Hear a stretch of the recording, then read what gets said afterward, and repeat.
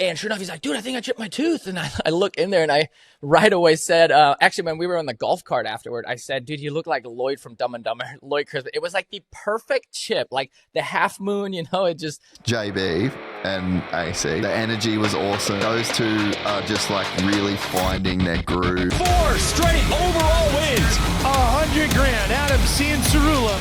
Checkered flag and Justin Brady. Has won 2019 Webb and Roczen Championship. He's gonna do it to become the oldest winner in the history of Supercross.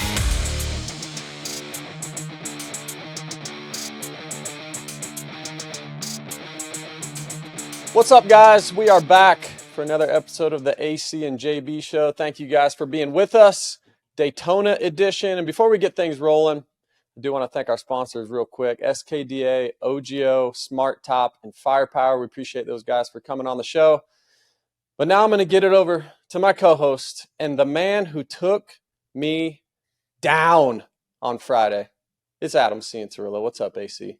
What's up, JB? It's a fantastic weekend in Daytona. And I feel bad. This whole shot challenge that we signed up for, I don't think we knew what we were getting ourselves into. No. Because I went down there, it was raining, which I liked.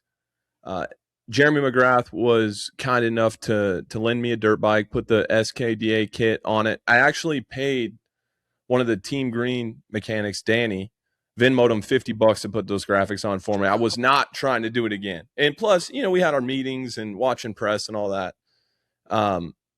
We didn't have a paddle tire. Let's just start right there. JB, look, we both lost. I got knocked out by Axel Hodges, and then I went head-to-head with MC for third, and he got me. He really did. The king put it to me. I ran 7 pounds of pressure in my rear tire because that's what MC was doing. I had Danny drop the forks as much as possible and raise my sag as high as it can because no whole shot device. But in general, besides losing, which, look, we were both not super focused or taking it super serious. But, dude, we're racers. We don't like losing. Besides that, it was a fantastic vibe. We had Jeff Stanton down there, Damon Bradshaw, Travis Pastrana, Ivan Tedesco, Ricky Carmichael. It was insane, the guys that we got to do that with. And the crowd, I mean, come on, JB. I felt like I was back in the show. I know. I couldn't believe how many people were there. It wasn't just raining. It was pouring down. It was pouring. And then we got matched up. The way they did it is you did a qualifying start, and they had like a little transponder on there. And then that's how you got your seating. We did 2 qualifying starts, which I thought was just practice. I didn't know I was qualifying. I thought we were just getting a feel for it. It was on a separate gate. Mm-hmm. And you and I, unfortunately, RDL and RDL Crime got matched up in the first round. I'm like, come on. If anything, I want to meet JB in the finals. Right? I don't want to knock my guy out early. And there's 2 separate gates. I think the first start was I on the left? Yeah. Yep. Yeah, so I think I got that first start, and then I went to the right. You got the second one, and then you had that random draw, and you had to go to the right side of the gate. And at that point, the left was significantly better. Mm-hmm. So I actually think the last start, the third start, if we were both starting in the same conditions, I think you got me. Like, your start on the right side was better than my start on the right side. I just could not keep the front end down. Fan in the clutch. Oh, yeah. 2 football fields all the way down.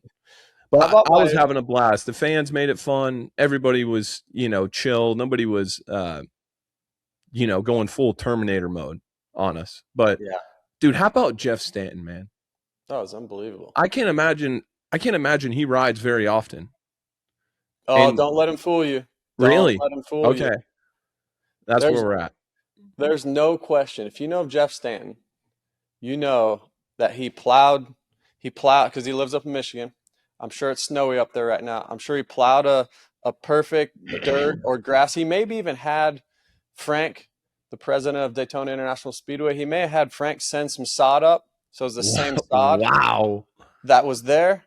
Marginal gains. Oh, yeah. Stanton, he puts in the work. Hey, I love never Jeff really. Stanton. He's awesome. He's great. Yeah, I never really I've spoken to Jeff. We've been around each other here and there, but I never really had a real conversation with him, and it was great. The president, Frank, he reached out to me this week because you guys and our viewers always like to remind me of the Daytona incident in 2025, where it's a little disagreement with the security guard. I got my credential taken away temporarily, but everyone at Daytona, they went above and beyond to make me feel welcome this year. Of course, they were sorry that happened. And Frank gave Ashley and I some suite passes to the President's Suite to watch the night show. And I had a good conversation with Jeff, and it's just they say never meet your heroes. It's not the case. Not the case with Jeff Stanton. I mean, that guy is awesome. Yeah, super cool guy. He ended up being in the finals. That's why we're getting to this point where it's Stanton versus Axel Hodges in the finals. Now remember, we had, like Adam said, McGrath, Pastrana, Carmichael, us two, Tedesco, Bradshaw, and you have Axel Hodges and Jeff Stanton in the finals. Like, it was awesome. It was great. And they went 1-1, and so it was obviously best out of 3. And then Axel got him in the last run. So it was a lot of fun. Glad we did it, but we're gonna show up a little more prepared next time. No doubt. Yeah. Axel Hodges ended up winning. That guy's got so much bike skill. Not a big shocker to me. I was talking to him before. He was a little nervous. Hasn't done a lot of starts. All that. Mm-hmm. Crushed it, dude. Crushed it. He was good. He was really good. Yeah. You had a pretty busy Friday, dude. Let's touch on that just real quick. Yeah, it was really busy. Everything was awesome, but I brought my 8-year-old son Beckham. So those of you out there that have kids, that's a chore in itself. And RC and JH is kind of RC's longtime best friend / manager / kind of do it all. So JH reached out to me early in the week. Hey, Ricky doesn't want to ride. Can you ride the track for the preview? And I'm like, absolutely. It's a cool honor. I did it a couple of years ago. So I show up, and you're a little bit nervous. Like, I'm the first one to hit the track. There's a lot of big jumps. I don't ride Supercross anymore really at all. And so I was a little nervous for that. So get that done. That was a ton of fun. And they're like, hey, can you ride press with the guys? We want you to follow Kenny, Hunter, Webb, and Eli for like just a short, it should be a problem. Straight away, right? So I go out there and do that.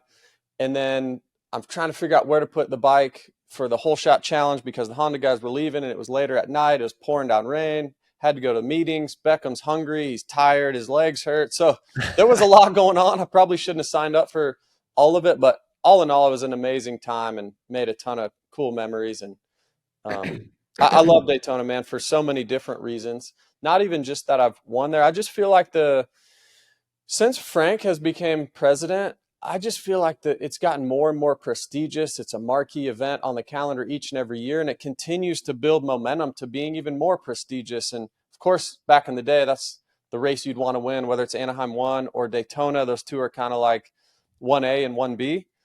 Man, I just think it's just so special. They treat you so well. And I think RC did a great job with the track this year. And I like the whole vibe, man. Daytona's great. They had an ice cream machine, like an ice cream maker in the suite. That's all I needed. Oh, yeah. Right there. It was A's across the board before then, but you put an ice cream machine in the suite, I'm all in, dude. 5 stars on Yelp. My kids talk about that ice cream machine at least a couple times a week. They want one for the house, but I'm not doing it. So, it's crazy, and let's get into some racing here. Let's get into the 250 class, but I was talking to you about this weekend. It doesn't make sense that you've won Daytona and you didn't win anywhere else. Being a Supercross specialist, I don't get that, dude. I don't know. Yeah, it doesn't make any sense. Just some magic in the air. I'm serious. Like, I don't know what everyone's beliefs are out there, but this one was supposed to happen for some reason, somehow, some way on that day. I rode really well. I didn't like Daytona before that. That was the one race on the calendar I just struggled at. I think I'd gotten maybe a couple top 5s, but barely slid into that. And that year, honestly, I don't even know how to explain it because even when I go back and watch it, I'm like, all right, Tomac's catching me late. How do I match and beat Tomac the last 2 or 3 laps in lap times at Daytona. Like, it just doesn't, I don't know, doesn't make sense, but I'm thankful for it, man. There's no doubt. I'm so thankful to obviously get a win, but to win there. Because if you just win, if I had one win and it was Detroit in 2012 or something, like, honestly, nobody even remembers that I won, right? Yeah. So, yeah. It's that Volusia County air, dude. You know, I grew up literally 12 minutes from the speedway. So, Yep. I'd like to think that's meant to be as well. Like, Did we buy a place this you past and week? I and our partnership, you winning in my area code 386 Volusia County just makes sense. That's right. That's right. So you went back home for a while. You flew in early. Did we purchase any properties? We moving back or what? No, I've got this investment property in Idaho that we're waiting to sell still. Once that sale goes through, we'll see there. We may try the bi-coastal thing, get a little condo in Florida. I'm not sure, but I'll keep you posted. Who's looking at the Idaho property? Like John Elway and probably President Trump. He's probably looking at it. Oof. Yeah. Yeah, you know. It's a nice one. Yeah. Where are we starting? Let's start 250s. Yeah. Let's start with the 10. Start right at the top. Oh, good. Can we talk about his practice crash? Oh. I mean, that is the absolute worst place you could possibly crash on that track. And I don't know, Bell helmets, I ran Bell helmets for a long time. They're very, very good helmets. But still watching that crash, I think I started seeing stars watching that go down. And we had a replay on Race Day Live where the front end dropped and his feet, he kind of lost sight of the foot pegs a little bit. And then it was all she wrote from there. He smacked down pretty hard. And he also had that tip over in the last turn in the heat race. So I think, if anything, it's a little bit more impressive to me that he was able to turn it around. I mean, the last 2 times he was on the track before the main event, he was on the ground. And it's difficult to buy into the fact in your mind that it's your night when stuff like that is happening. It's easy for some doubts to creep in.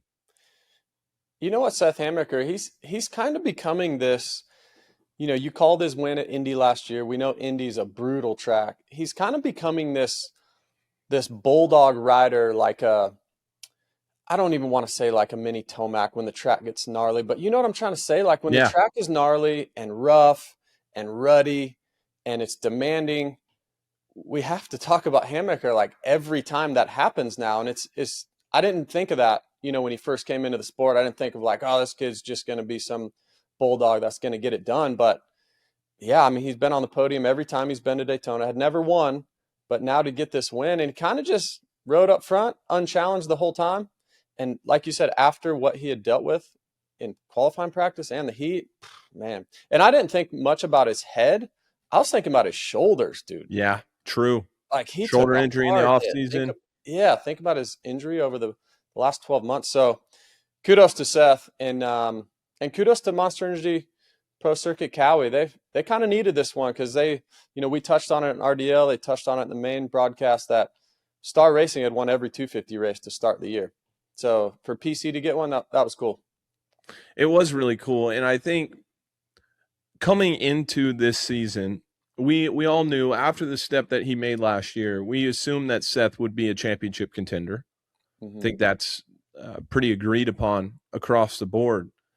But I think with Cole Davies coming into this year, it's not because he got 2 wins last year that he has so much hype going in. It's the way that he rides the motorcycle, period. I mean, it helps, of course, winning and proving that you can do it. But when you watch Cole Davies ride, and especially being a rookie last year, it jumps off the page just because he's so solid. And we've talked about it a lot. Of course, he's great in the whoops, but just really everything about Cole Davies on Supercross is impressive. So Seth has never really been, at times last year, especially after Indianapolis, there were times where he was dominant. Had dominant speed at Birmingham. He crashed in that first main. Dominant speed, I believe that was that MetLife? I think so. So there's been times where Seth has shown really good raw speed, but I agree with you. He's more of the bulldog type, more of the guy that is not going to get tired. He's going to be solid. He's not going to make too many mistakes, and he's been pretty patient in the past, and most of the time that's how he's won races. So for Cole Davies, he had to come through the field again. Bad start. I think he was maybe 8th or 9th, but he got within 3 seconds of Seth with, I think, 3 or 4 minutes to go in that race, maybe a little after that. And so for Seth, I think it was not only was the win huge, but to be able to hold Cole Davies off, because it's not just us fans or us analysts that know this. Anybody that watched Cole Davies last year knew that he was going to be an even bigger problem this year. And I know that Daytona isn't, a normal spec supercross track where Cole Davies would probably be a little bit better. But I think for Seth, being able to hold Cole Davies right there at the latter part of that main event, I think that's as big as the win itself. Because across the board, you got to think Davies coming in was, I know we were kind of debating it in our preview show, but speed-wise, it would have been hard for me to imagine Seth. I guess not. You know what I'm saying? Like Cole Davies, the speed, the technique, everything, it's unbelievable. I think that's a big win for Seth to keep him there. Yeah, I think so as well. I want to go to Cole Davies, but I do want to mention, since we're on PC Cowie, how about Drew Adams? Yeah. And you said this on RDO. You said this may be what was the exact word you used for it? Like His arrival. Yeah, the arrival of Drew Adams. We've talked about him for a long time. He's just a teenager. He's got a lot of speed, but he qualifies fastest, wins his heat race, and looks like the real deal, and goes down in the main event. Some are speculating that potentially a broken thumb, which is an absolute bummer, but I'm sure he's going to get some scans this week. But shout out to Drew Adams, man. He arrived in Daytona for sure. He was good. He was fast. First time I ever saw Drew Adams was an Instagram clip of him at 14 years old, still a little guy at the time, on a 250. And he looked like the things he was doing on the bike at 14. I'm like, oh boy, I'm going to keep my eye on this. It doesn't always translate. It doesn't always translate when they're good that young, but it was definitely something that caught my eye. And ever since then, regardless of kind of the slower, steadier start to his career, in my head, I've been waiting for what we saw on Saturday. We watched him. We got his last fast lap in Q2. And he was he looked like the best guy. The speed, it's not like he was a little bit out of control and was just able to do enough to get over the line and be fastest. He was in control. He looked really smooth doing it. And the only thing that worries me and that worried me a little bit for him is the fact that he's gotten so much bigger. And he's not a skinny kid. It's one thing to be 6 foot, 6'1", be kind of thin, around 160, 165 pounds, but he's closer to 180. And you know what I always say? 8 pounds, every 8 pounds heavier you are, you lose a horsepower. And in the 250 class, it's hard to make up for that. But I think, go ahead. No, go for it. Finish what you're saying. No, I think he can do it. Yeah. I mean, he gave us the flash. We saw it on Saturday. And I hope he doesn't miss too much time with the thumb, because you'd like to see this momentum kind of start carrying over. But we're going to be talking about him a lot in the years to come. Yeah, the thing that we've all been a little bit nervous about is the starts, because he's so big. Now, he did get some good starts this weekend, but I'm still worried because anyone you talk to will tell you how slick it was out in front of the gate. And now being heavier on really, really slick conditions like that actually could be an advantage. A little more traction. True. So I'm still a little nervous about the starts, Adam. If he can start up front, he's obviously got the speed. But if he starts 10th at normal supercross, it's going to be tough to get on the podium. Yeah, I wish he would have finished that off. He had such a great day, and it's tough to end it like that, where you're you want somebody that makes that step and does that. It's cool to see them be able to kind of enjoy that arrival, if you will. So we wish him well, but he's definitely, things like that will secure you a ride for a long time in the 250 class. Just showing that flash and him being so young. What is he, 18? Is he even 18 yet? Yeah, I believe 17 or 18. Yeah, he's really young. Yeah, there's a lot of time there. And we talk about, when these other Deegan, Shimoda, Kitchen, these guys move up, these are the guys that we're going to be left with. So he's not necessarily building right now to be a champion in 2026, but his time will come and he will have his chance. All right, so let's talk Cole Davies. I want to do a little comparison here because I think last year is very similar to him and Hayden Deegan, how they started the year. They both were favorites. They both had a ton of speed, but Hayden started the season a little bit slow last year. Remember, Beaumère was qualifying fastest and kind of beating him straight up, and Hayden was making some mistakes. Now this year, we all came in Cole Davies. We're talking about his technique. We're talking about how fast he is. Through 2 races, he's yet to qualify fastest. He has only won 1 heat race. He didn't win the heat race this past weekend. He qualified 6th this past weekend. Pierce Brown out-qualified him a week ago in Arlington.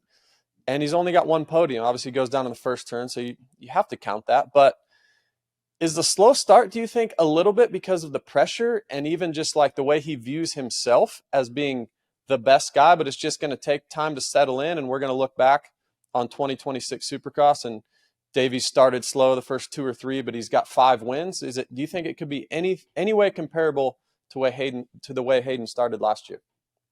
Well, we can only go off the available information. We don't know the kid well. So all we can do is look at the information that he's given us so far and make a conclusion. And I could go any which way with this. Yeah. What you said, the last thing you said, if he won out from here until the end, I mean, it would be a bit of a surprise, but it wouldn't be the craziest thing that's happened even this year. Yeah. That could absolutely happen. And it could just be coincidence. Like just making a mistake, falling down in the first turn, not getting a great start. Those things happen. It could just be a couple coincidences. But I do agree. I thought he'd be a little better in qualifying. I really did.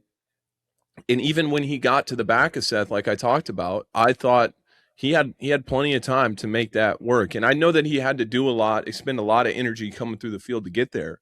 But still, that's how high the standard he has set for himself is. It could go any which way, JB, but I did watch his post-race interview, and he's definitely not lacking confidence. He basically said that he doesn't think anybody can touch him if he gets a good start. Really? Wow. Yeah. So I love the confidence, and I talked about it on RDL this weekend. Based off what I've heard about him and having a few conversations with him, I think all the very best guys there ever has been in sport, they have a way of simplifying things.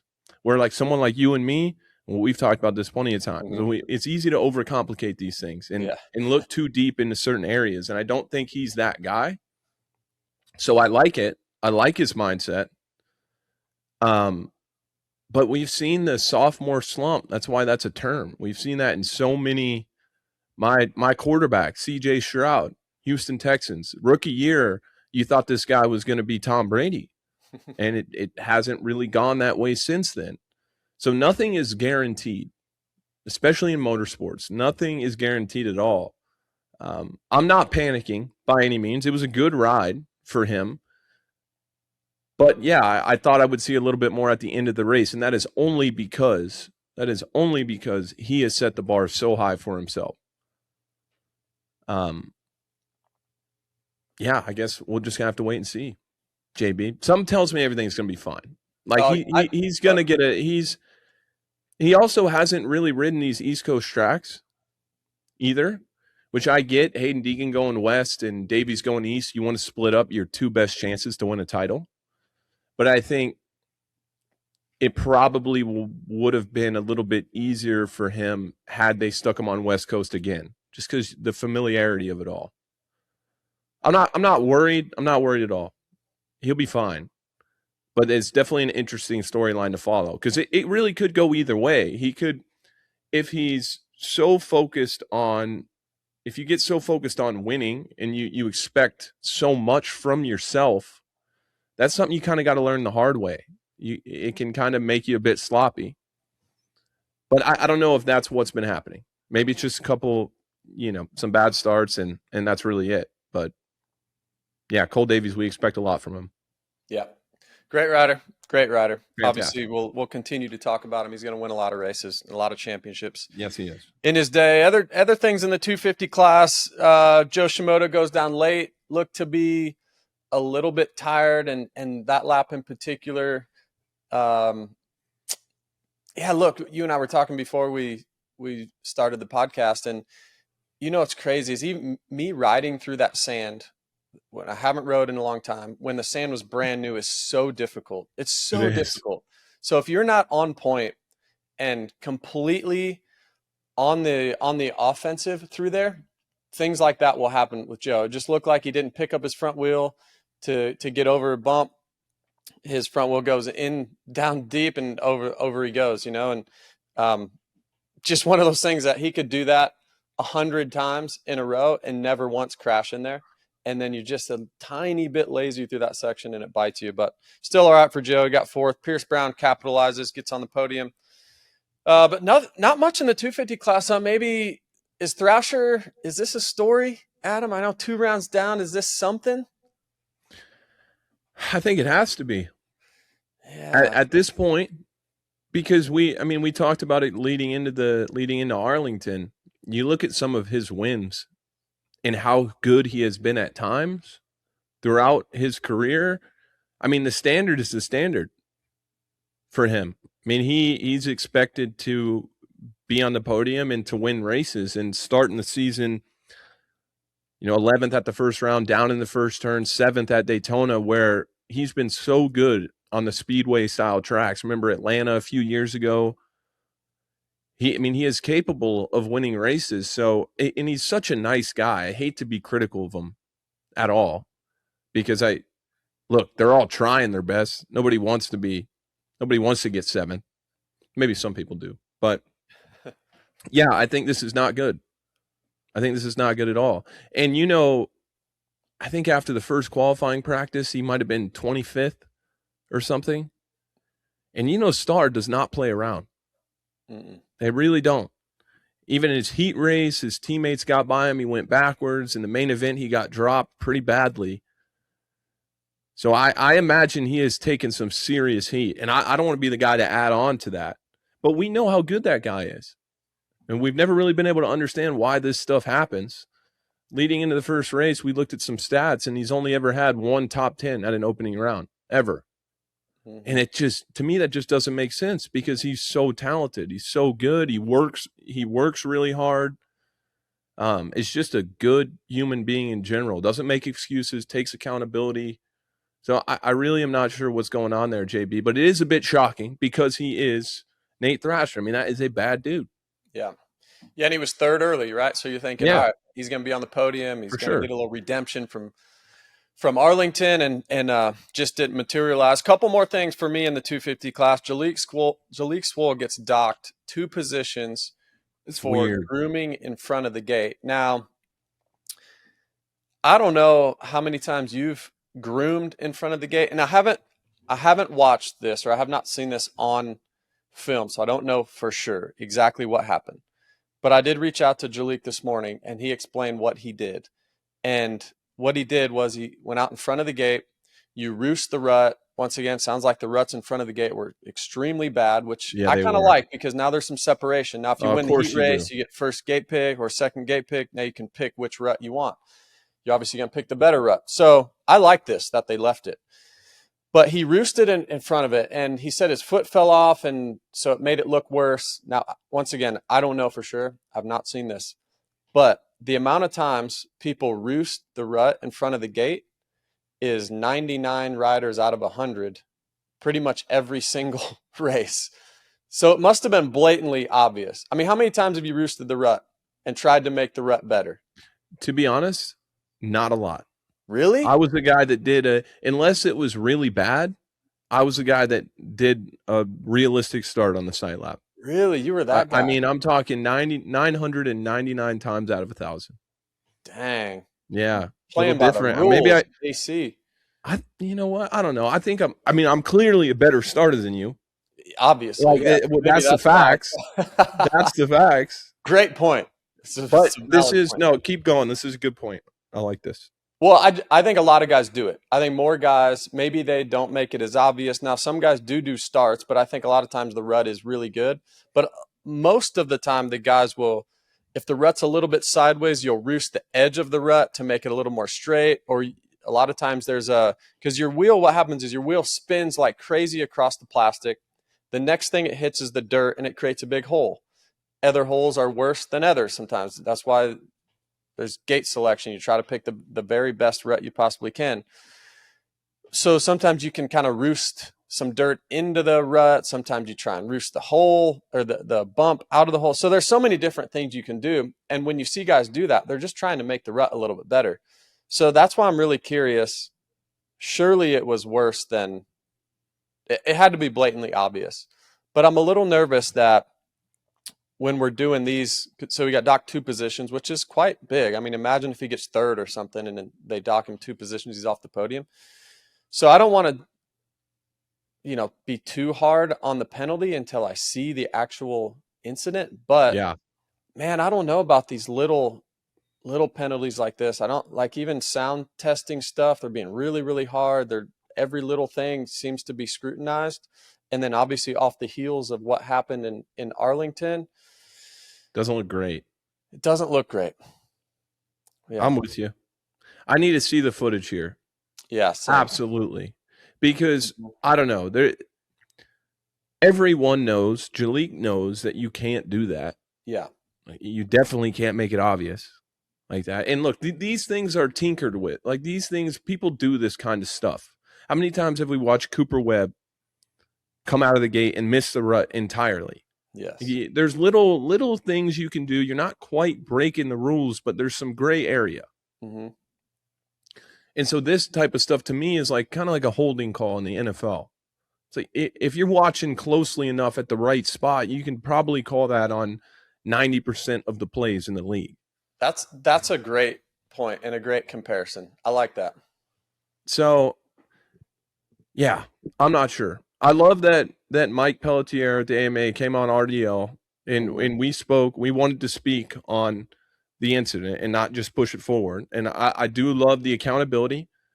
And it clearly he had a brutal week. I mean, that Mike's a good dude. He doesn't want that stuff to happen. But I agree with you. It's definitely not a good look. And it's hard to say that without the footage. Maybe, I don't know. Maybe it is super obvious. Maybe it did stomp on the gate. Mm-hmm. But unless it was just so obvious and blatant, you gotta leave that alone, I think. Yeah. And I agree. It's just so it didn't help much, right? Yeah. And it's just 2 weeks in a row. I don't know. What do our viewers think? Drop us a comment. Let us know. Yeah. Yeah. SKDA. It was fun to hang out with Sam this weekend. Yeah. That was cool. Sam was in town. If you want to get some graphics like Adam C. and Cirillo. And I will say, so we were in Frank's suite watching. We went up and talked to Davey Coombs and Tim Cotter. And Tim Cotter says to me, he's like, hey, I'm not much of like a bike guy or a look guy, but Adam's bike last night at the Whole Shot Challenge, that looked good. So then I run down to Sam. I'm like, dude, guess what Tim just said? So that was a pretty cool moment. But if you want to look like AC or Ken Roczen or Hunter Lawrence or Jet Lawrence, go to skda.com and check them out. Anything else in the 250 class? My last thing, and it's about Jalek Swoll. And he's a guy, remember you didn't think he'd be on the podium last year. He got on at Red Bud, and I think he might have texted you or something. Yeah. So he likes to – he's a pretty confident guy. And I know that whole penalty thing happened, and I'm not sure of his off-season preparation. I know he was hurt at the end of last year. I don't know. But Jalek, if you're watching, I need you to show me something, dude. You're better than that. You're better than that. And he's typically a great starter. We've got typically a great starter. coming up. Again, I don't know the behind-the-scenes deal, but I've seen him be very, very good on a dirt bike. And he's a veteran of the 250 class.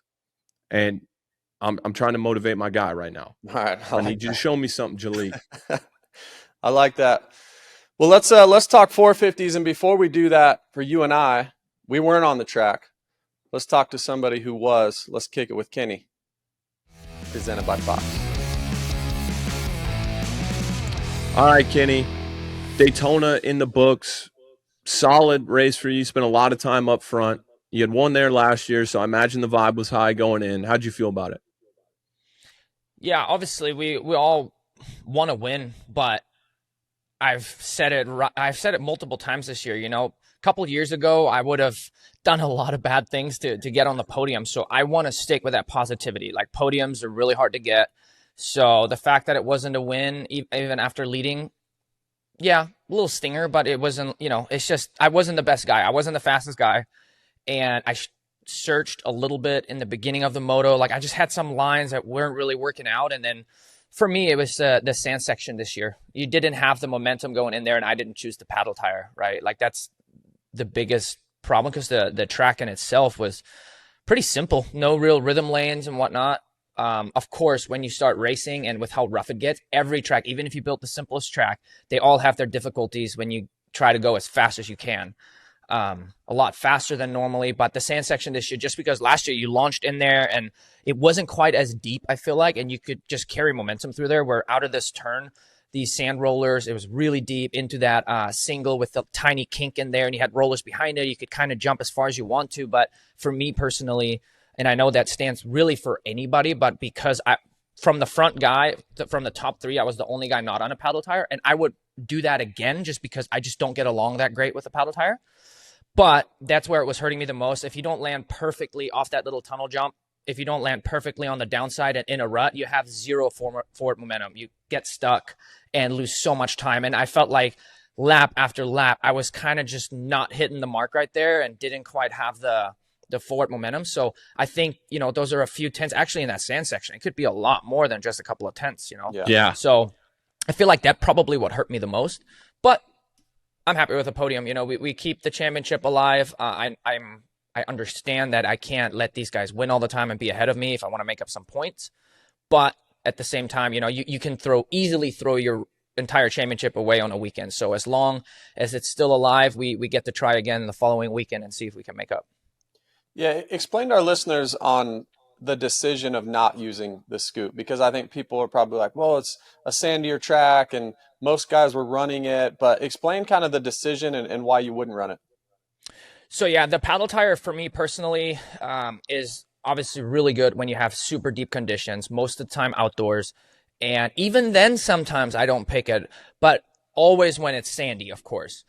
Having said that, Daytona is such a unique track. You have some of the berms that are loose, but as soon as you get on the straightaways where the jumps are, or you're on a straightaway going wide open, the dirt's actually really hard packed. So the gain for me isn't really there as much. And I just struggle mostly in the turns, especially when it gets a little bit ruddy. It's a lot grabbier than a regular tire. So anytime I try to set my bike in a rut and I try to accelerate, it has a tendency of pulling me out. So then I'm making 3 turns instead of just one smooth movement. And I think the carcass of the actual tire is quite a bit stiffer than the regular tire. So it's just a combination that it's not my favorite.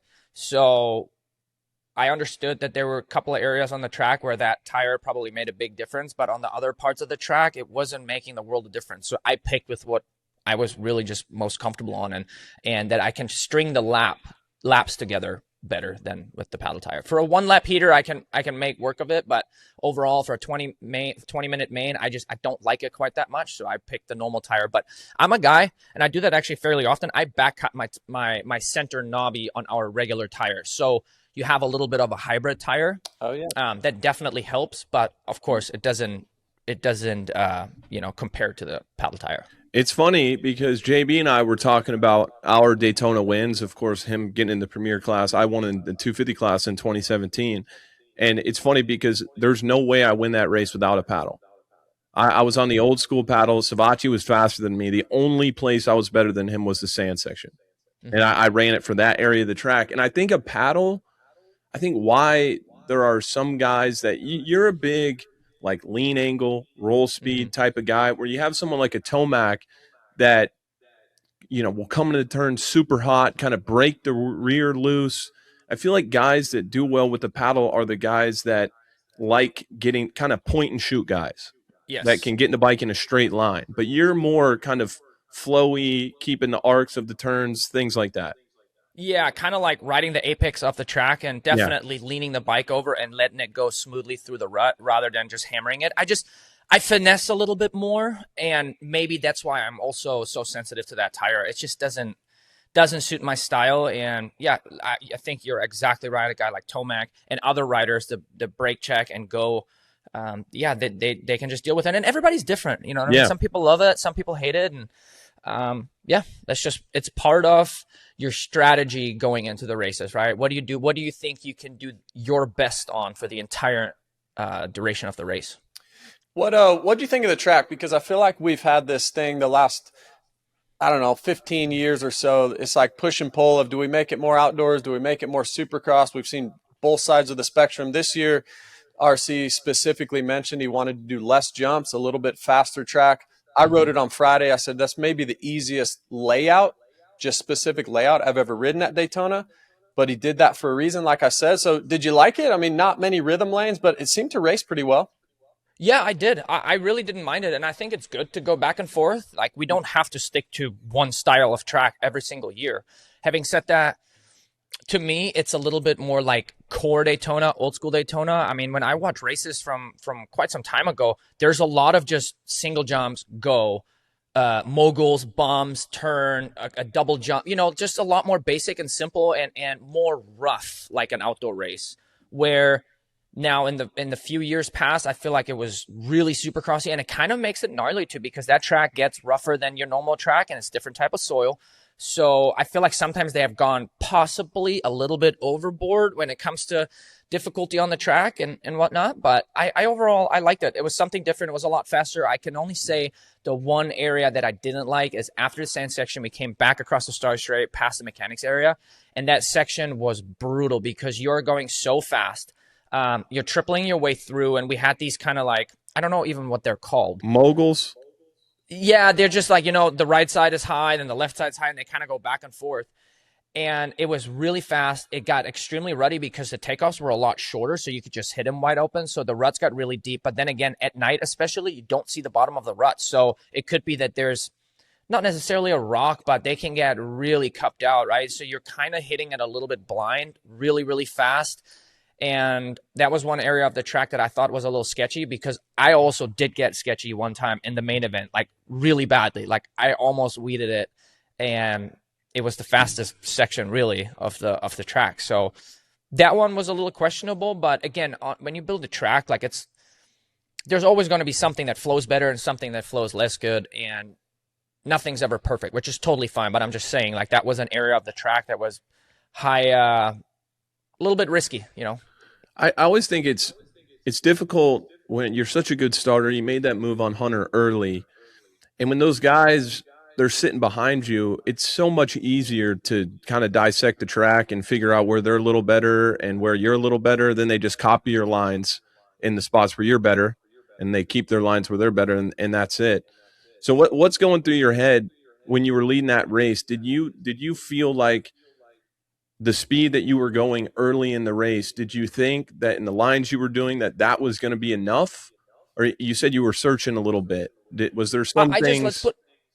Yeah, go ahead. Yeah, let's put it this way. Like last year, I a lot of the times benefit a lot by having a clear track, because I'm usually pretty crafty when it comes to lines. So I made my move, and it wasn't like one of those things where within the first couple of laps, I'm figuring out this entire main event. I was more like, okay, I want to have a clear track. It's a lot easier to see. I can ride my lines, and I wasn't stressing about anything. I knew Eli, it's hard for all of us when all four of us that are currently going for the championship are ahead of everybody, right? Like we're all bunched together, 1, 2, 3, and 4 pretty much. So that it's going to be a tough main event. But last year I wasn't in an extreme flow state. I gelled well with the track. I just had an insane flow where that definitely helped me out.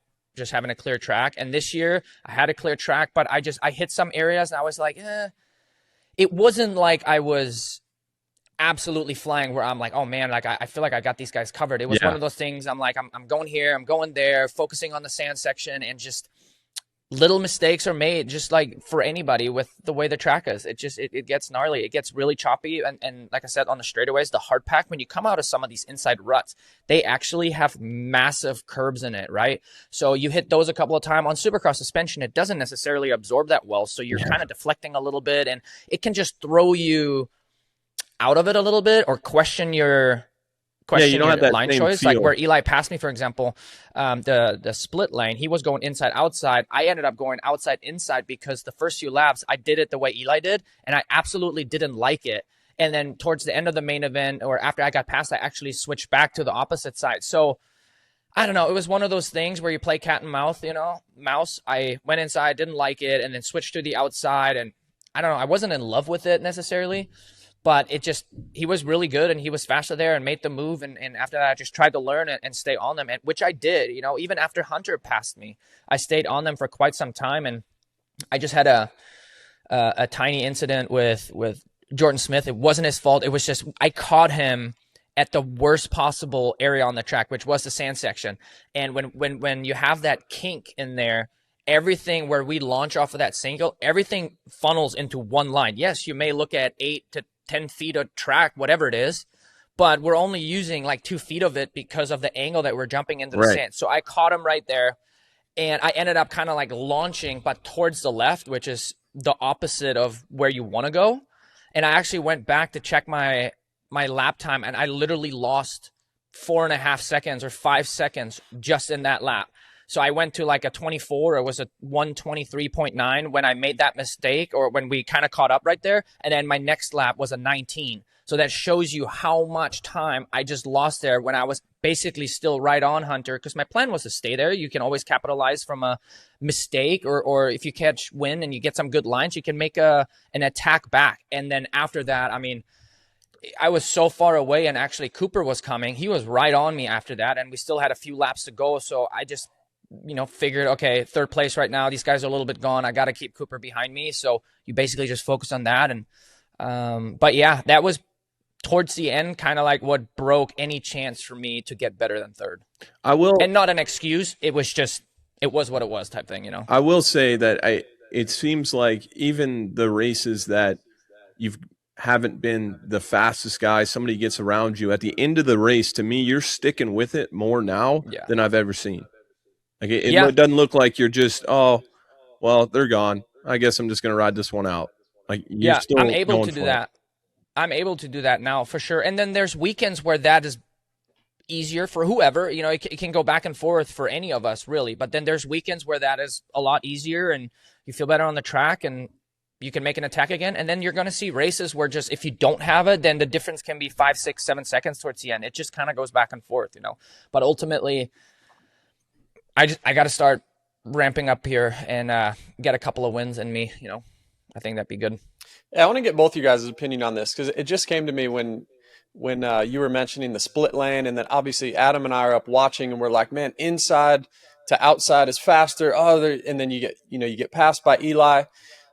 Helmet comms would be really fun at Daytona.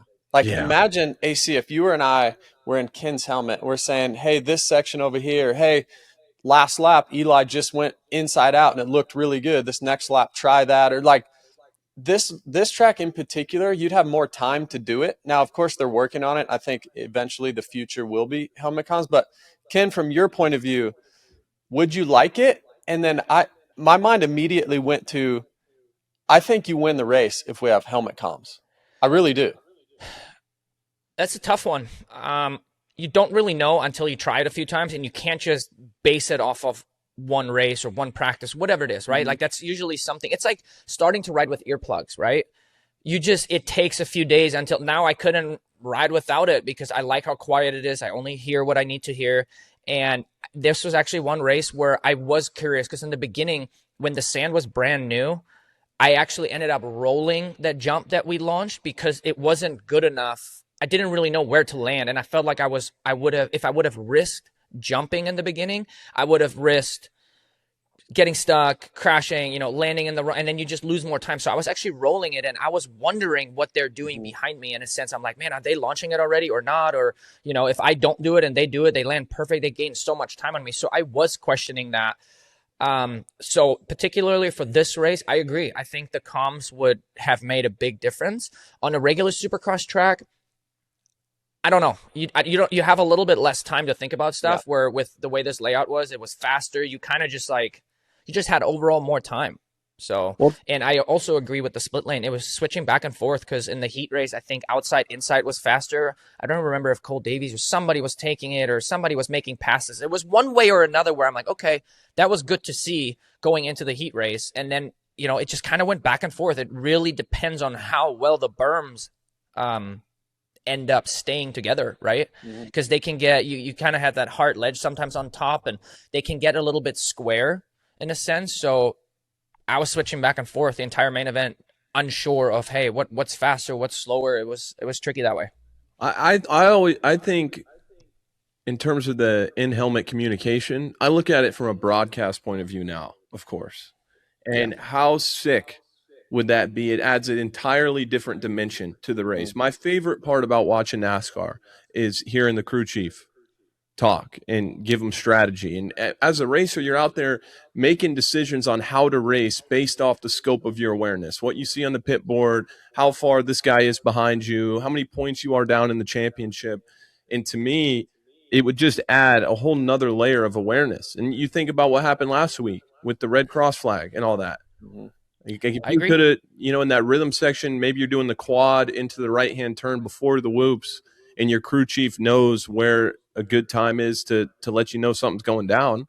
Yeah. And I think that would be so cool from a fan point of view to hear that type of communication and see how the strategy in real time, you're knowing what information the rider is getting and seeing the way that they react to that information. Oh, dude, that'd be cool. For sure. I guess I have a little bit of experience just by doing that Pro 2 truck race that I did at Glen Helen last year. Obviously, I have intercoms, right? I can hear what they're saying. And in a truck race like that, not that it's impossible, but it would be really hard without it because you're so locked in there. You don't see anything. You have a little cubby that you look out of, and you can't move your head left and right. And having the whole chassis around you, you don't really know when somebody's beside you or anything like that. So it's pretty essential when it comes to truck racing. So it helps a lot there. I don't see why it can't help in Supercross for sure. It's no matter what, it's going to take some getting used to either way, I think. But it'll be interesting to see where the future goes with it, I also think it'd be interesting, like in NASCAR, there's better spotters than others. And the good spotters for us would I imagine, your team manager, Larry Brooks, imagine him as a spotter. He'd be amazing because he can see stuff, right?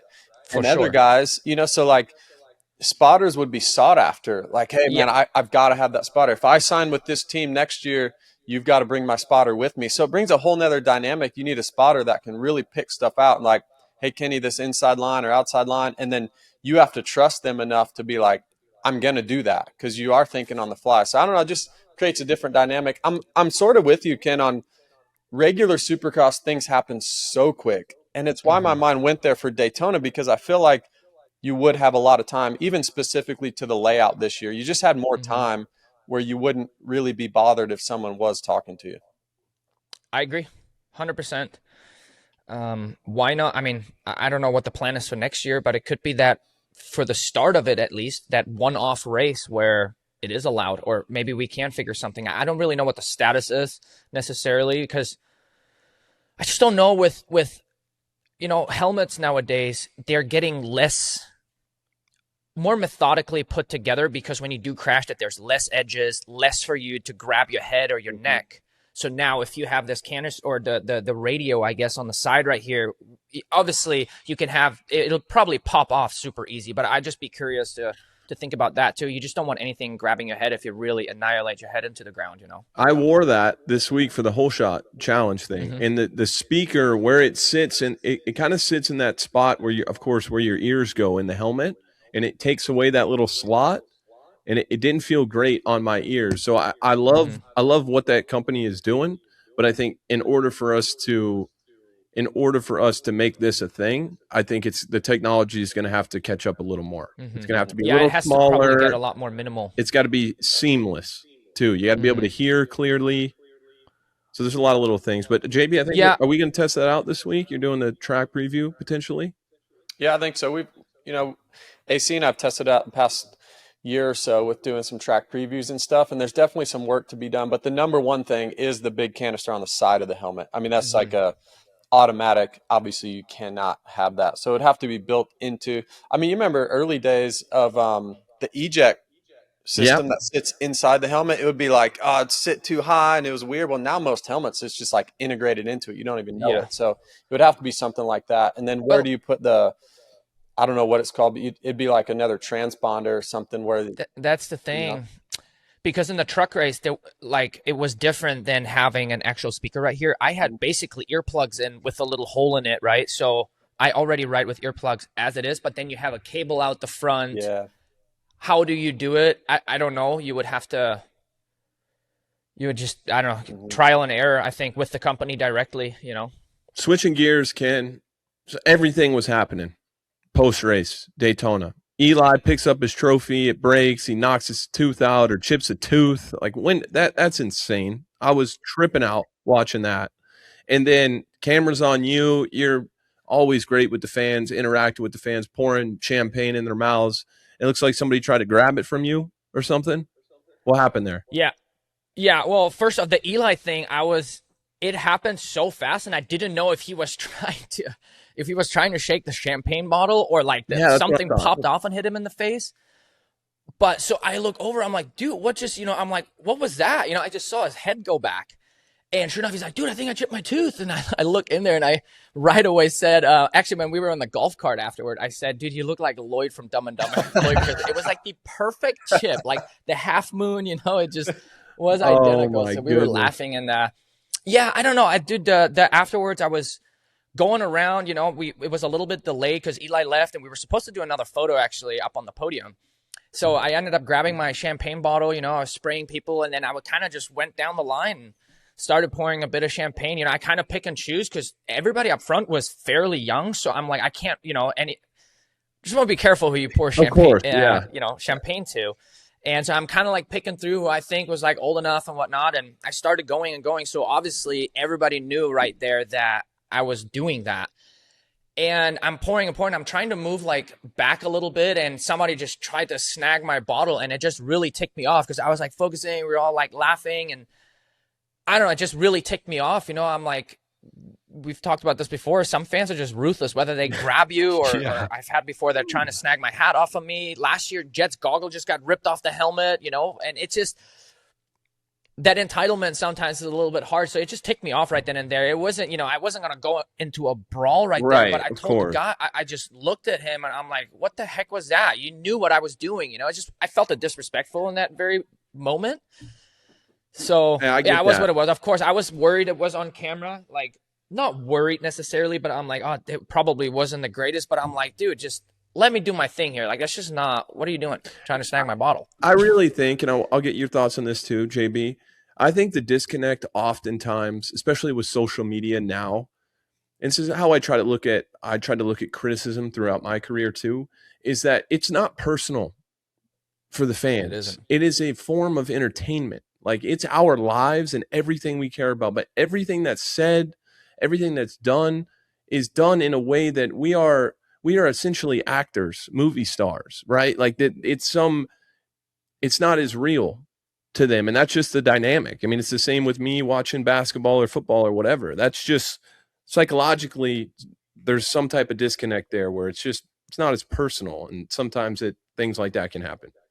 Yeah. And I was so caught off guard there for a quick second. I shouldn't have done maybe what I did, but I don't know. I just, anyways, it was what it was. I kept going down the line and basically finished. I don't want to make it. I don't, it's not a thing. You didn't put your hands on the dude or anything like that. I was just curious.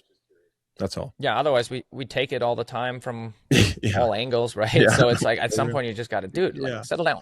Hey, that podium vibe is unreal though, huh? when they It is. It storm really the is. I mean, the track. people chanting and everything. And for all of us, for a second it was ET3, and then they were started to call my name. Like, it really is special. A lot of people. I think there were a lot of people there in general, right? It seemed pretty packed. It was. Hey, really, every race. I know some of my skeptical viewers out there are just thinking I'm flying the flag here, but every race we've had so far has been slammed. Glendale was top row was it was pretty much maxed out there. Every race we've gone to, awesome. And it's from my point of view. Of course, Daytona, JB and I don't do the live call for the house; they have that taken care of. But from my point of view, it's so easy to get into it. Like, the atmosphere has been so good the whole season. I agree. It's been incredibly fun racing in full stadiums. I say it almost on my posts every weekend, but it really is true. It makes a difference. Thinking back to the COVID times, I mean, we were glad that we were just racing at least, but and you're like, it's fine without it, but nah, just nothing compares to having a full stadium. And we've had years where it was rather weak, it's not that great either, but it sure makes me smile seeing the stands full. And we're going to one that, in my opinion, is top 3 of the year. Indianapolis. Top 3? Yeah, it's top 3 for me. Not only just the set, AC, we can talk about that later. Not only the race day live set, but I think when I think of favorite races in general, you think of airport proximity. What's the city like? What are the restaurants like? What's kind of the vibe of the stadium, the fans? I mean, this weekend, Lucas Oil Stadium is probably going to be jammed, like most of them have been every year. I think the track is typically great. It races well. It's difficult for the riders. And Kenny, you've had a lot of success there as well. You've won there 4 times, is that right? I'm honestly not sure. 16, obviously 20. What was that? 23. Well, you swept 2020, right? Residency, you swept. True. Yeah. So 5 times. You about took me out. Oh, actually, no, never mind. 2016 Dunge won. We had a good battle and Dunge won. But yeah, it's probably 4 times. Yeah, you like it? You like the city, the stadium, all of it? Yeah, I do. I really do. I've had success there, but even besides that, just like you said, I guess it's maybe just one that stands out to me and probably to you too throughout the year, right? Like, we've had a lot of great dinners out there. Then the residency, we were all staying in the apartment over there. It just, I 100% agree. The stadium looks pretty cool. And of course, it does help when you go to a race that you have done good at. But when it comes to the track side of things, always ruddy, always really soft. It's going to be gnarly. We had didn't we have the Triple Crown there in 2024, I believe? Yeah. We did. I think so. So it's going to be gnarly no matter what. But one of the best dirts, I mean, there's not a rock in sight. It would be fun to have a dry Indy, like see what the track would be like if it just was a little bit firmer. But nonetheless, I agree with you. One of the favorite ones to go to for me too. Well, thanks, Ken. Appreciate your time as always, brother. Let's keep it rolling. We're still in this thing. That's right. We'll stick it in there. Thanks, dude. Man, it's always so good to have Kenny on the show and get his perspective. And, it's one thing for us to talk about the track and break it down for our listeners, but dude, to get his insight, it's been fun all year long. It's been cool. It really has. And he's shown up. He's shown up even when it doesn't go well. That's right. Which, coming into the year, we know Kenny. We thought, okay, let's have him on maybe 8 times. That would be great. And he's been consistent with it. So shout out to Kenny, and also shout out to Courtney Roczen. Yep. That's the real boss of the household. Mm-hmm. That's right. 450 class. Kenny on the podium, obviously. We just heard from him. Dude, Eli Tomac has won 8 Daytona Supercrosses. Adam, 8. This is unbelievable. And what makes it even more special to me, and I don't want this to come across as a slight to anyone else, but this is just where my mind goes. Like, Webb is unbelievable in Arlington. He's won there, I think, 7 times or something, but he swept the residency there in 2021. So it kind of inflates it a little bit. Doesn't make it any less impressive. But just the fact that we go to Daytona 1 time every year, and he's won, I don't know, over 80% of the time. It's insane. 57 wins. We were talking about this a couple weeks ago. He's getting to 60 this year. There is no doubt about it. Oh, yeah. And then every win after 60 gets a little closer to 72. Does it make him hang around longer? does it make him stay just a little bit longer? Like, let's just You gonna LeBron it? say he gets 60, he gets to 61 at the end of 26. And then he comes back next year and he gets another 4 or 5. So he's 65, 66, somewhere around there. He's coming back, right? Like he's doing a few more? With how much fun he's having right now, it would be tough for me, because most of the time when guys retire, it's because they're over the mental grind of it all. And don't get me wrong, regardless of what headspace you're in, it's very difficult, like on your body, your mind, everything. But I think his approach to the races and him having a better time, I think it just makes everything easier. I really do. And I think that's what, like, if we had to make a case for him race another 2 or 3 years, all you got to do is watch a podium speech with him, even after qualifying. He's just stoked to be there. And it's great. I really thoroughly enjoy it. He loves his bike too. That helps. He loves that KTM. Yeah. I mean, the KTM looks good too. I was a little bit coming into the weekend. Of course, he talks about how planted the bike is, and we saw that at Anaheim 1 with how slick that place was and how he was able to get into the turns so good. So they have the planted feel down, but sometimes that same feel doesn't translate well to a softer track, a rougher track like Daytona, and it did. I mean, a lot of experience over there at KTM, so they obviously know what they're doing. Yeah, it's looking good. What else? What else on Tomac? I mean, I think this year he is making passes faster than ever. I really do. You look back at his championships, his wins, so many times he's been just a little bit more patient. And it's really difficult to get around Kenny. It's difficult to get around Hunter. And we've seen this a few times now where Hunter's not able to get around Kenny, and Eli comes and just makes it happen. It's like those short bursts of speed that Eli has. That's one thing that he has over Hunter, is that for a half a lap or for 3 turns, if Eli decides it's time to go, what he can do in that short amount of time, pretty unbelievable. And I point back to just physical strength on the bike. Like how when he got by Kenny, went outside before the finish line, how he pushed through that lane, how much speed he carried into that little wall jump and pushed through it. I think RC and James said something about it on the broadcast. But that's special. And those short bursts of speed, it's really difficult to counteract that. Yeah, he's special. He is special. There's no doubt about it, especially at Daytona. I want to break something down, though, real quick. Let's unpack what makes Eli Tomac so great. This is just a small example, but bringing you this segment, OgioPowersports.com, code ACJB15 for 15% off your order. I brought my son this weekend. I gave him my extra 4-wheeler. He was stoked. He was sitting on it, riding. It was like he was riding a little 4-wheeler through the airport. So thanks to Ogio, also the 9800. I brought some gear this weekend, so I brought my new 9800. Fit all my gear in there: helmet, boots, knee braces, 3 sets of gear. It all fits in the Ogio 9800. So if you want a discount, get you some bags. ACJB15 for 15% off or more. But I want to break down this is just one small thing that Eli Tomac does so great. So you guys watch Hunter Lawrence on the outside right here. And AC, you would have seen this exact same thing. And we've ridden this track a lot. They have these outsides off cambers. So watch Hunter right here. He comes in, he goes outside. Eli's on the inside. And he goes all the way around. There's a little shelf on the outside that will make your bike go back to the left. Hunter does a good job right here, but this isn't sustainable. So Hunter immediately, when he does that, I would be thinking, all right, this turn has maybe got another lap or 2 in it, and then I'm crashing. So then Tomac is like, he's coming through the pack. He's in 4th or 5th place. He knows he has to pass the leaders. So what he does, thinking on the fly, he comes into the off camber. He knows that that's not sustainable on the outside. You can't reel all the way around it. So he cuts out of it. And I watched even a few laps before this. I was watching this live.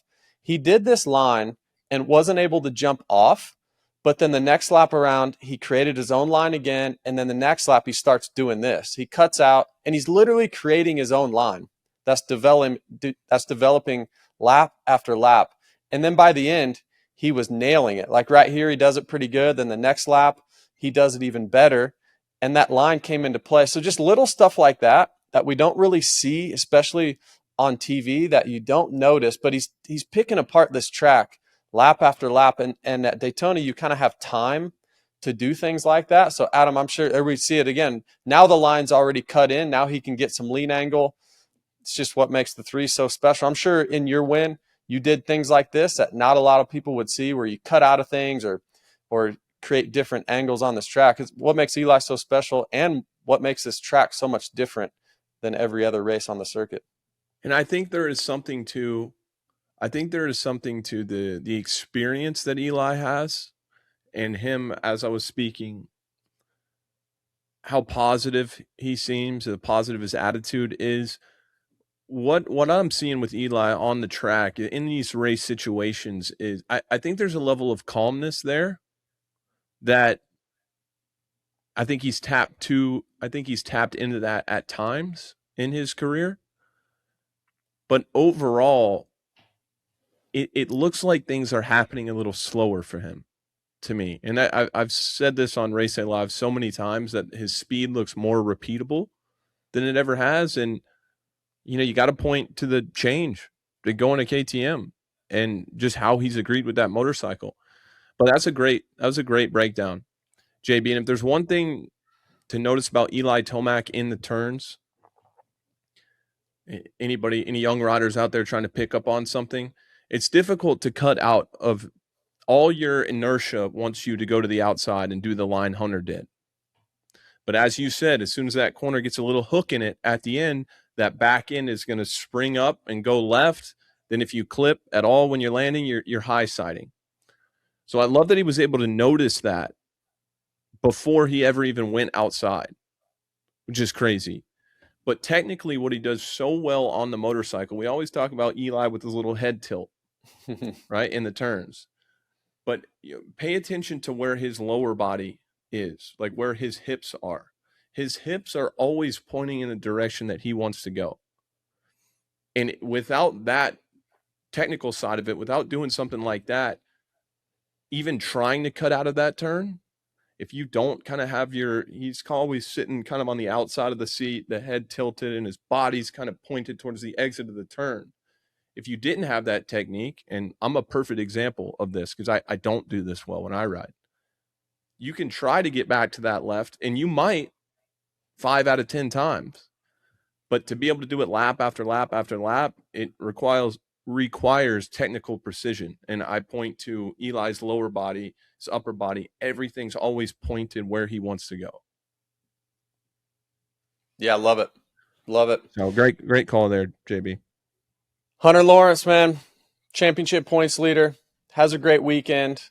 We were talking about it on RDL. We talked about it with James, which that was awesome having Stu on RDL. And then Ricky came on. That's been an amazing segment each and every week. But we were talking about how important it would be for someone to beat Eli at his own game, similar to like a home playoff game. If the visitor could come on the road and beat someone at home, it adds a little value. It makes it sting a little bit more for the home team. That's Eli Tomac at Daytona. Hunter wasn't able to do it, but man, how about Hunter's closing laps? This is a thing. This is a thing, AC. This is not just Daytona. This has been happening all year. This may be his kind of go-to for winning races. Is he's a closer. Fastest lap of the race for him, 1:17.8 on lap 17 at Daytona when it's at its worst conditions. That's impressive. It was really, and James, good call on James's end to say that, like right after, as Tomac was doing the burnout. That is incredible to me. And they were so zoomed in on the broadcast on Tomac that last lap that you couldn't see Hunter there. But I was keeping an eye on the live timing and scoring. In every segment they came through, it would go from 2 seconds to 1.8 and then to 1.2 or however close he got, right around the second. And it gives you a lot when you're talking championship. When you're talking championship, if you're not good at the end of the race, if you don't know how to set your bike up for the end of the race, if you're not fit enough to be your best at the end of the race, your chances of winning the championship are basically at zero. You can be as fast as you want in the beginning. You can win every single heat race, be fastest in every time qualifying practice. And if you are not good at the end of the race, forget about it. It's not happening. Like, you may win a few, but you're not going to win the title. And so that gives me a lot of, when talking championship favorites, that gives me a lot of confidence in Hunter, is that he's never out of it. And even you get a bad start, you go down in the first turn, whatever happens, at the end of the race, yeah, maybe the top 3 guys, like Cooper Webb, Ken Roczen, Eli, Tomac, those guys aren't going to give it away at the end. But that 4 to 8 range, if you just stick with it long enough and you get down to like 4 minutes to go, you can really bail yourself out of having a bad weekend by just being good at the end like that. And if there's any, so Hunter's got that covered, of course. He's super fit, kind of builds into it. And I don't even know how that's possible, really, to find that flow and to do the fastest time at Daytona. Yeah, it's so like tough. If you were to go and take a picture, just take a picture on your phone of every section before that main event and then look at it after, you would say to yourself, there is no shot. There is no way anybody could go faster than they did in the beginning. But for Hunter, it goes back to those bursts of speed from Eli and how he's able to make quick passes. Hunter's got a lot better. You think back to Anaheim 1, the opening laps of that race, San Diego, same thing. He's gotten a lot better in the beginning of the race. Even this season, he's gotten a lot better. Mm-hmm. But there is absolutely no doubt in my mind that is the area, the point of emphasis for him moving forward, is to make those passes and make them quick. Because he does have the start advantage on Eli, I would say. Like, yeah, Eli's going to get some hole shots, but first lap position, Hunter's going to be league leader by the end of this year. I'd bet my house on it. Yeah. But if you get stuck and you're not moving forward and you're giving Eli time to come through and get to you, it's a problem. So he's got to figure out, in order to convert on these good starts, he's got to figure out how to get to the lead a little sooner. And it's no easy feat. Like, you and I have both ridden with Ken Roczen. We know how fast that dude is. It's not easy. Yeah.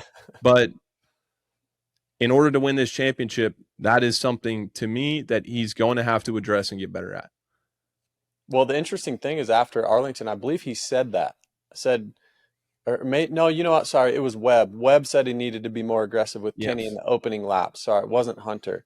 But now they were in that same situation with Hunter hole-shotted this past weekend. Some people don't realize that, but he hole-shotted. Kenny got by him, and then that was set the tone for the race. But yeah, interesting moving forward. But I'm so impressed with the way he closes the races. I cannot believe his intensity. The last 5 minutes is unbelievable. I don't know. It's impressive. We talked to Ken. He's obviously third. It's great to hear from him again. But fourth place, Cooper Webb was in third, was right there.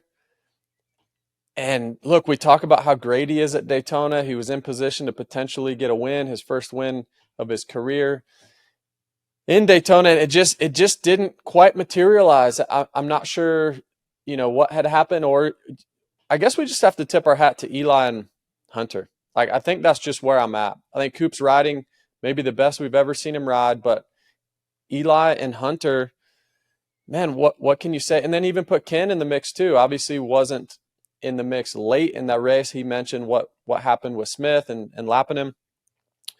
Coop 19 seconds down at the finish and just didn't quite have the pace to hang in there, stay in there, especially the last maybe 10 minutes or so. But this is going to get good. This is going to get good between Coop being 20 points down in the championship. Ken is 20 points down. They're both coming to a track that they really excel at, Indianapolis. Coop won there last year. I don't know, man. I feel like, look, we make our notes each and every week. We email Bondo, who's the main producer. We talk about storylines. It's one of my biggest storylines going into Indianapolis is Cooper Webb. It's maybe a must-win situation this weekend in Indy. Well, it's a must not lose point situation. Correct. He can get fourth, but Eli, Hunter, all those guys got to be behind him. And there's a few different ways I can approach this one, because in in one sense, like, things can change so fast. those guys, the championship leaders right now, they could have a bad race or do something, and then Coop wins and he's right back in it. And we're asking ourselves, why were we ever even worried? Yeah. But we can only go on the information that we have currently. And I've learned to not count Cooper Webb out over the years. Even when he was behind, I knew that he probably didn't have the pace of the leaders just based off the day. Mm-hmm. But even when he was behind, he was sitting back there. There was a part of me that wouldn't let go of the idea that he was going to figure it out at some point.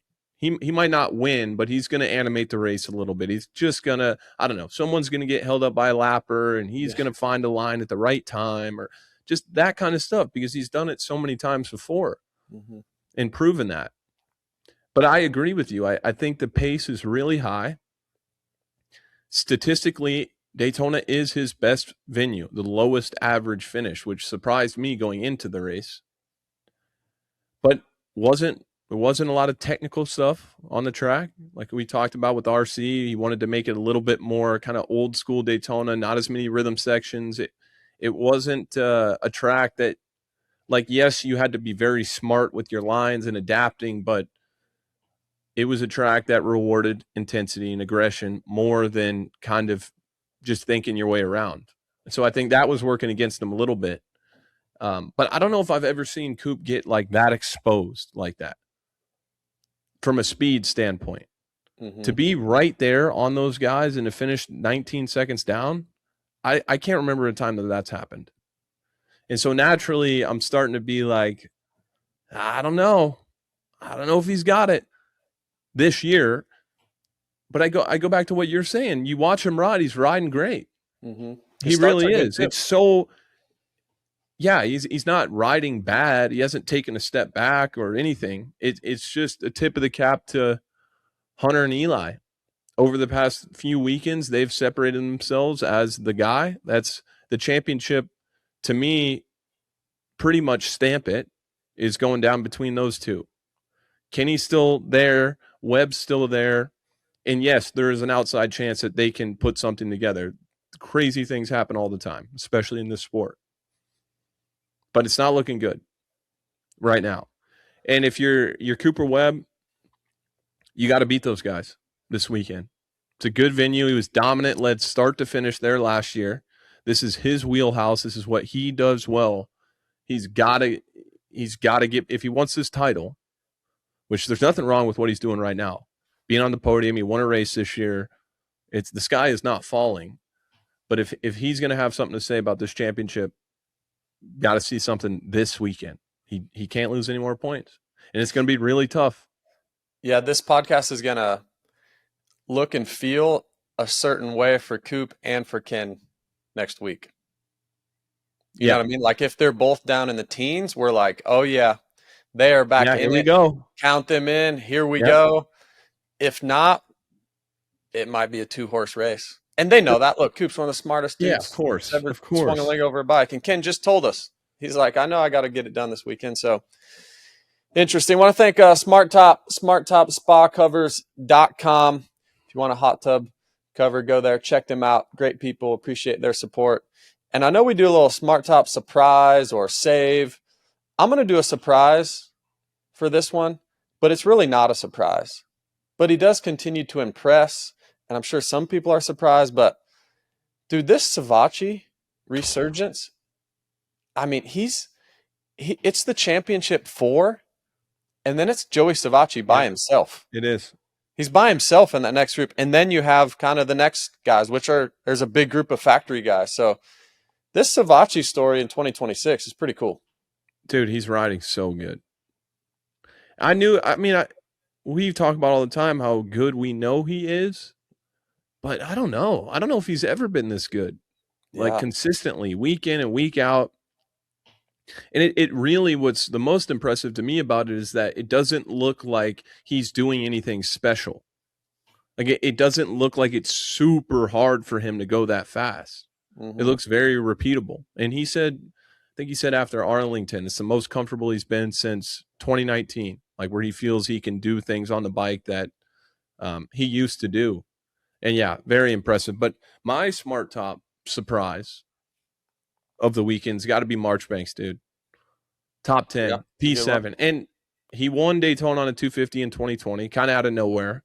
This is his style, kind of fast, outdoors, not as technical. But still, that's cool. I mean, it's been not good for Cowie. I mean, this has not been a good year for them. I talked to Brock Tickle a little bit on Friday, and they said on the broadcast as well, they've been working morning till night on the bike, trying to get those guys comfortable. And it was cool to see a little sign of life from Garrett. I mean, there's no doubt that this is a huge opportunity for Garrett. And if he can show some promise and kind of build on this result, he could go on. He really is good enough to be a solid 450 rider for, the next 5 years or so. But if he doesn't, then it can kind of go the other way. Then you find yourself kind of without a factory ride. Because when these guys get these great opportunities on a factory team, if you don't take advantage of it and kind of show your potential, your market value goes down significantly, because you're like, well, if that guy couldn't make it happen on factory Kawasaki, factory Honda, factory KTM, well, why are they going to be good on our bike? So it's a big year for Garrett. I think he's on a 1-year deal as well. So P7, I like that for him. Yeah, good. Something to build on. I need to see it at a regular Supercross, though. And I think it'll come. Yep, Look, I'm on record totally. before the year started. I think he has potential to get a podium. Like, I think that highly of his riding skill. But up to this point, we've not seen anything close to that. Last thing on Savatgy, though. Podium is crazy. I don't know about podium, dude. I think before the year started, I mean, hearing how fast he was. You're tripping. Really? Yeah, you're shot. You're tripping, dude. All the fumes from the whole shot challenge that got into your prefrontal cortex. But you even said no, I like it. I like the positivity. This kid during the week, if he brought, he's nasty. 90% of that. I get it. You're right. He's got a shot to be in the mix, especially late in the year if there's some more injuries. But one more thing on Savatgy. We've got to stop this factory ride thing with him. We've got to stop this. People saying, oh, now he can get back on a factory team, or I wonder, oh, should he take a factory deal? Why would he leave? Offer him? Why would he leave? The bike's great. He's saying how great the bike is. And I really believe a team like Quadlock Honda is really no different from Ken Roczen's team at HEP. It's not like Suzuki has all these crazy factory parts that they've got on Kenny's bike. He's got a good transmission. Joey has that now. Honda's helping Joey more and more. And he's making, I'm just guessing, but I bet he makes 500 grand plus that with the off-season races he does, now doing well over here. Like, why would he leave on something he's so comfortable on? I don't buy into, like, let's just hypothetically say he got an offer from a factory team again. There's a possibility and a high chance that he wouldn't be as good as he is right now because he's so happy right now. And he doesn't have the pressure from a factory team. He's not going to make that much more money on a factory team. I think a lot of people think like that. He's not making much on a privateer team and he'd make so much more at a factory team. It's actually not the case. No, a factory team would lowball him so hard. Yeah. And he's been there, done that, right? He's lived that life. Now he's on the other side where, like, why wouldn't he stay with Yariv and Quadlock and get some good support from Honda, get a transmission, maybe get some different stuff? He's doing fine. Let's not worry about Joey Savatgy getting back on a factory bike. He's a top 5 guy right now. Look for him to get a podium or two this year. Former Quadlock Honda rider Justin Brayton, everybody. Well said. That's right. Now, you're right, though. I've also lived this life. Yeah, I know. I've lived this life on a team like that where I'm getting help from Honda on just the parts and pieces that I want, and then I can mold the rest of the bike to myself and podiums and all that. So, Joey Savatgy. Well, your whole shot spec sucks. It sucks. So you got to figure that out. I'm fine with that, though. Hey, the last thing I had, I don't think I have anything else, but I just think it's incredible that Eli Tomac gets up on the podium and he's talking about how much fun he had blasting the berms. I just go out there, I roost the berms like I'm at my home track. I love this dirt. I love the way this track develops. When he said blasting berms, you think of like somebody at your local track with their visor down in their face like this, dumping the clutch in the turn and like looking back at the roost. Absolutely. And I love that Eli Tomac is just, like the guy's just dirt bikes. Yeah. Like he's just pure dirt bikes. Just I have so much fun just blasting these berms. That is just incredible, dude. That's why Like, the it fans really love him. is. He's one of us, man. He's one of us. Yeah, he really, gosh. Yeah. Yeah. So good weekend racing. JB, we're going to, we got a dinner reservation on Friday night with Mathis. Little Yeah, St. Elmo's. I don't think I can make it. You're out? No, because Beckham's coming and Steve doesn't like kids. It's just facts. He doesn't want an 8-year-old around. So I got to Really? text him actually here in a minute. Tell him. Oh, I guess it's going to be a little one-on-one. He'll See what have information we can get for us. See if we can kind of infiltrate his podcast empire. That's right. That's yeah, right. let's do it. Speaking of that, we share a sponsor, Firepower, firepowerparts.com. Everyone knows about their batteries. It's the backbone of the brand, but for 2026, we'll be growing big time. Stay tuned. There's a ton of stuff coming out. But if you need chain sprockets, wheels, stands, ramps, there's a ton of stuff there and a lot more coming. So check them out, firepowerparts.com. We thank everybody over there. How about JT, man? So Jason Thomas, WPS, obviously on the broadcast, doing an amazing job. I used to race JT back in the day. But, dude, he walks out in the morning, Saturday morning. I think we talked about this last week on the pod too. He basically lives in the gym. Yeah. I just appreciate the dedication, man. The dude's jacked. He's doing an amazing job on the broadcast. Love hanging with him every weekend. Yeah, but shout out to JT. He really is. And I don't know.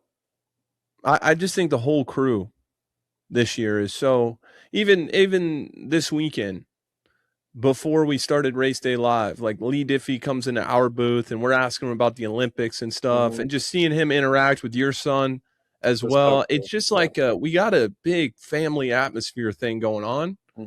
And I love that for us. The stands are packed, ratings are good, and it's just fun. Like I had fun last year. I've had so much more fun this year. I don't know why. Well, there's something about when you want your peers to succeed. And I think, like, I genuinely love how great of a job that you're doing. I love it. And we're sitting right next to each other and we're doing the show together. I love it. I love that Haley's doing a great job and Lurch, and then JT just absolutely crushes it. And like you said, Diff and RC coming on the show, James coming on the show this past weekend. Weege obviously crushes it. Will does. Like, I don't know. I just think we all are rooting for each other, and that feels good. I couldn't agree more with you, my friend. I know you're very excited for Indianapolis. This is your favorite set. This is your favorite set by far, and it's not close. It's not close. So let's bring the heat this weekend, eh? Yeah. What are the actually, shout out to our producer on the show, Cole Beach. He was grinding this past weekend. Hey, Cole, how the legs feel? 100 miles? You did a bike race this past weekend? Yeah, Belgian waffle ride in outside of Phoenix, Arizona, and it's a mix of single track, gravel, and some moto trails actually on gravel bikes. So we were running into even some motos that were out there, just coming some oncoming. Poor Cole. We always we hop on this call and we all catch up for 10 minutes before we get going, and we're always like, dude, this show is going to be an hour. Because Cole has to do so much editing with the race footage and all this. And it's like, here we are at an hour and 42 minutes. And our guy's just going to be grinding for the next 8 hours to put this one together. So Cole Beach, everybody, please. If you don't subscribe to our if you don't subscribe to our channel for us, subscribe for Cole. That's right. Well, thanks, guys. Yeah, that's my quarterback. Can't trim greatness. So we got to let you guys go and talk. And here we are again. All right, guys. Well, we got some fan questions this week, Cole. Of course we do. Yep. We first one just on that topic of next round and what's the rest of the season looking like. So with the remaining tracks this year, who do you think has the edge to put in better results in the 450 class? Dude, I think these top 4 guys, I mean, They're just the best right now, and like clear cut the best guys, even with bad starts. So I don't know. And look, shout out to Chase Sexton. He was obviously out, bad crash last week. Hopefully we get him back. I'd love to see him back in the mix. I mean, I'd love to see the best version of Chase battling with these guys up front. But I don't know, man. Outside of a mud race, I don't see anyone else winning besides these four. Do you, Adam? Yeah, these next few races, Indianapolis, we're going to Cleveland. We go to MetLife again, don't we? I don't even know the schedule. No, I don't think. We don't? World Philadelphia? We go to Philly. Philadelphia. Yeah, we go to Philly. Yeah. These tracks towards the end of the year, they get so blown out at the end, and Hunter is just so good at the end of the race. Tomac will be really good, so will Webb. But I think Hunter's got that in his back pocket. Like the last 5 minutes of this back half of this championship, Hunter's going to be making a lot of moves. Do you think there's anything to – remember last year we're like, man, Webb's got to beat Chase because Chase is so good at Salt Lake and Denver or whatever it was. Do you think there's anything to Hunter already preparing for that? Because at altitude, Denver and Salt Lake, Tomac is a beast. Like he's unreal at those races. Now Hunter's really good too, but are we thinking too far ahead? Hunter's not going to get tired at elevation. No, I'm not saying tired, just like Eli knowing how his bike works at elevation so well. And you think of like years past, how good he is there. It's a home race. I don't know. Well, yeah, I think you deal with some thoughts that would creep in about how good he is how Tomac is so good at Denver and Salt Lake. But I mean, at the end of the day, in order to win this title, all you got to do is show up each weekend and just do everything you can in your power. And that's Hunter's so good at compartmentalizing things like that. So I don't think you'd be entertaining those thoughts for very long, but I do see where you're going with that. Hey, remember earlier you said you and I would just overthink things? There's one of them right there, folks. Hunter Lawrence has not even thought about that one time. Yeah, totally. He's not even thought about it. So It's true. I think sometimes when I'm like analyzing, like I can project my own thought processes onto others because I'm just trying to imagine what they're thinking and what they're dealing with. Yeah. And I don't know. The best ones, they have a way to keep it simple, but they're smart about it too. Somehow it's hard. Yeah. All right, so next one is, do the 450 guys watch the 250 main to find new lines? All day, 450s were inside in the left turn after the whoops, triple. I think it was Joe that passed the guy going 3-2 in that section, taking the outside in his main event. Is that why Eli started doing that? Because that's where he got Hunter. I mean, yeah, they all watched the race, but there might be one or two things where you're like, oh, I didn't know that line was fast.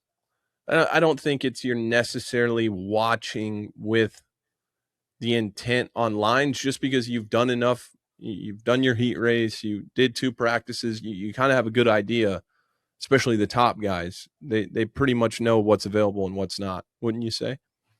Yeah, and I think what happens more often than not is someone will radio from the stands and just say, hey, tell Adam that in that left-hand turn, the inside wasn't very good and the 250 class and outside was better or something. So the mechanic will just relay the message on the line to the 450 guy and just, hey, look at this or look at that on the parade lap or something.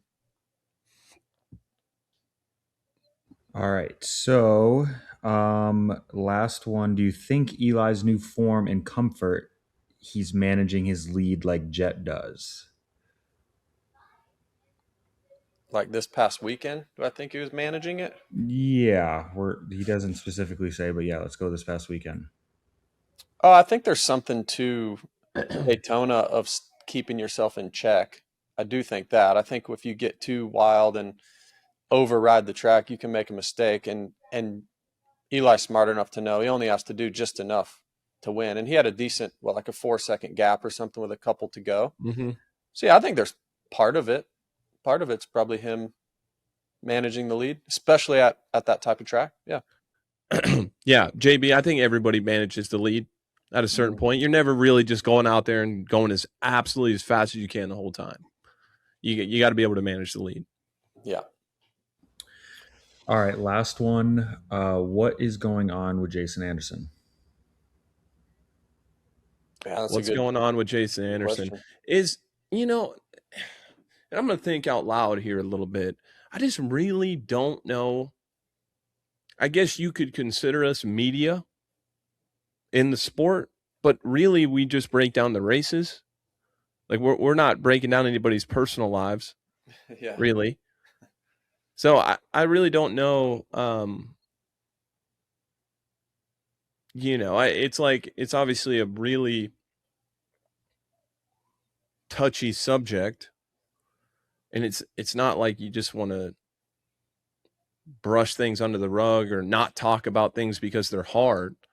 I just not really sure if it's our place to say, right? I mean, we just kind of break down the race. Yeah, we don't really know anymore. I don't for sure.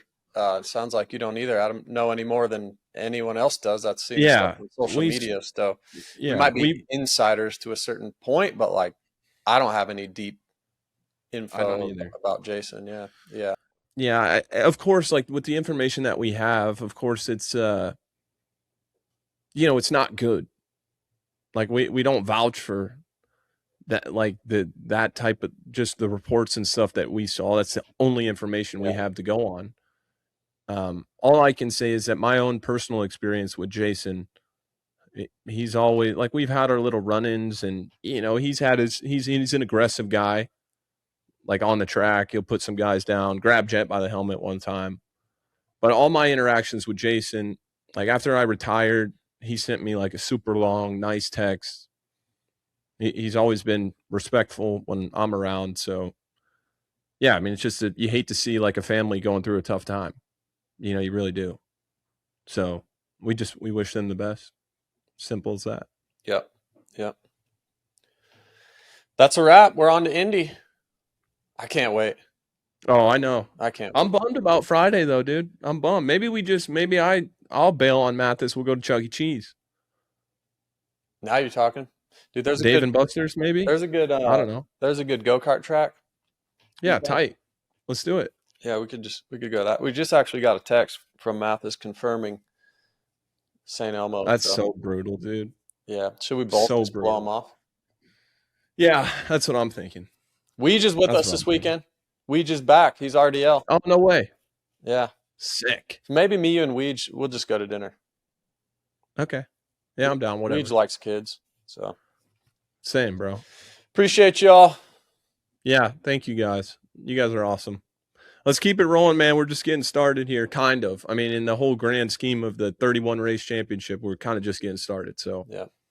See you guys next week. See ya.